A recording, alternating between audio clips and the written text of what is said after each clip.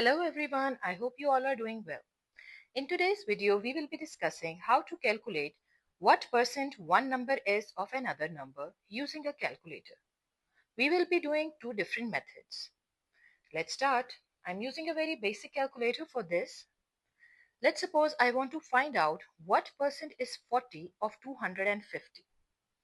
First of all, I will enter my number 40. Then I will press the division sign. After this, I will press my other number, that is 250. After this, I will press the equal to sign. Now the result is 0.16.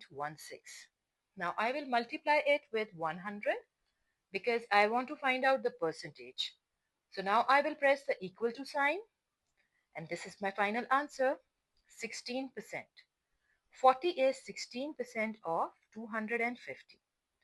Now let's do the second method by using the percentage button. So first of all, let's suppose I have an example of, I want to find out the percentage of 75 of 300. What percentage is 75 of 300?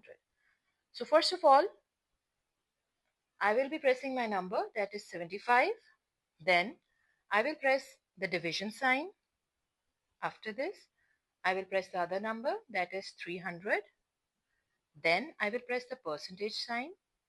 And here's my final answer, 25. 75 is 25% of 300.